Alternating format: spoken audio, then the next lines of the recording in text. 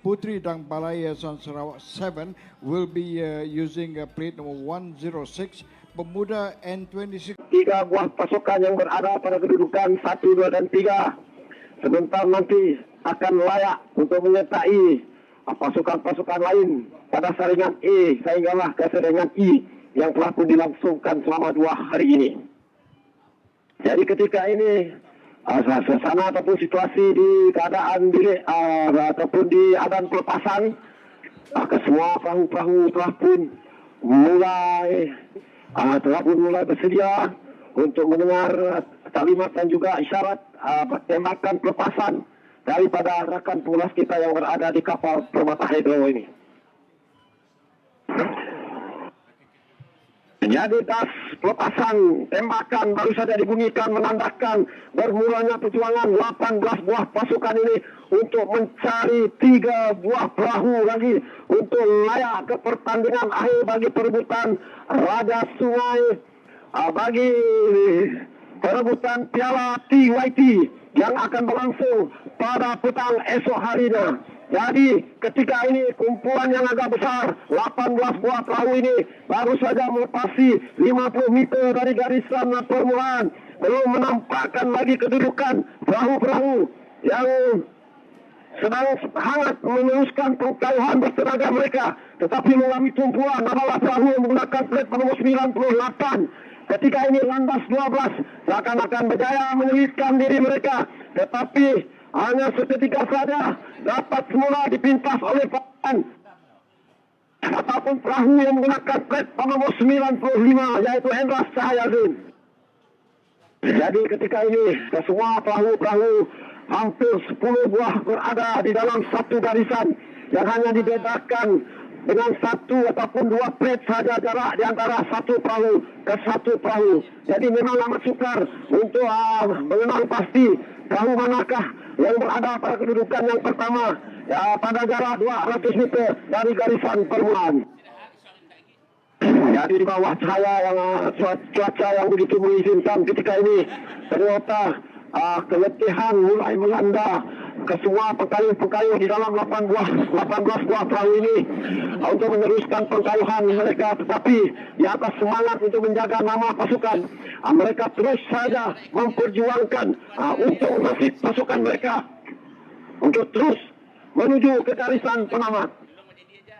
Jadi ternyata ketika ini Putri Dangpala yang menggunakan plate nomor 106 seakan-akan muncul di hadapan pada jarak lebih kurang 2 plate saja, tetapi sekarang ini seakan-akan berjaya semula diimbangi oleh Hendra Cahyazin yang berada pada kedudukan yang kedua, dan pula perahu yang menggunakan baju berwarna kuning merah, nombor plate mereka tidak dapat kelihatan kerana dilindungi oleh pengkayuh-pengkayuh yang sedang melakukan pengkayuhan bertenaga mereka. Jadi terima kasih kepada ribuan pengunjung yang masih lagi setia menemani kami sepanjang 2 hari ini untuk menyemarakkan ataupun menggelorakan Sungai Sarawak pada acara Regata Sarawak 2023 ini, yang mana acara terakhir kita pada petang ini yaitu acara 30 pengkayuh lelaki saringan F bagi perebutan Piala TYT justru bergelar sebagai Raja Sungai Regata Sarawak 2023. Jadi begitu hebat sekali corak kayuhan yang diperagakan oleh kesemua hampir 8 buah perahu di garisan pertama ketika ini.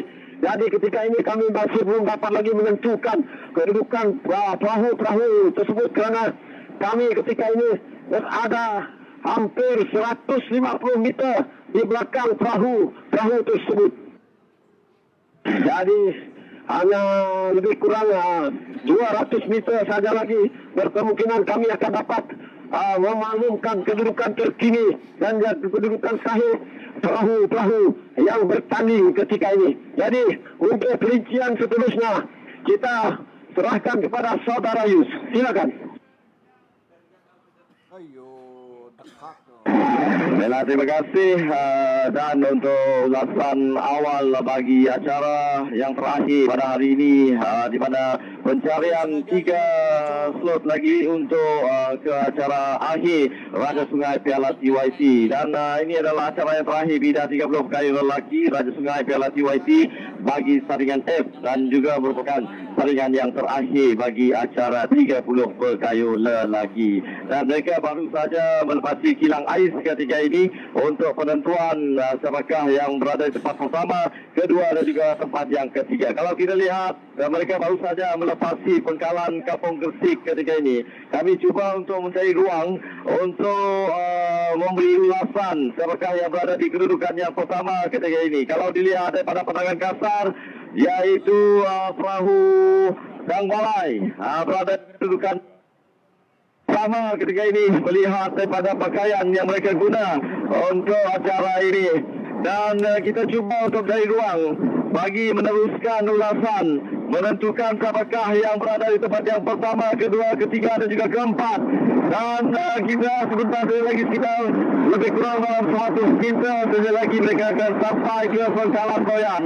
Di sini kita akan saksikan sesuatu kehebatan pekayu-pekayu untuk melakukan pecutan yang terakhir. Kalau kita lihat ketika ini berada di hadapan mereka plat nomor 105 Putri Dang Balai yang Sarawak berada di kedudukan yang pertama, diikuti dengan Uda yang berada plat nomor 94 yaitu Uda 18 berada di kedudukan yang kedua ketika ini. Namun berlaku sedikit pelanggaran di antara perahu-perahu 92 hingga 10.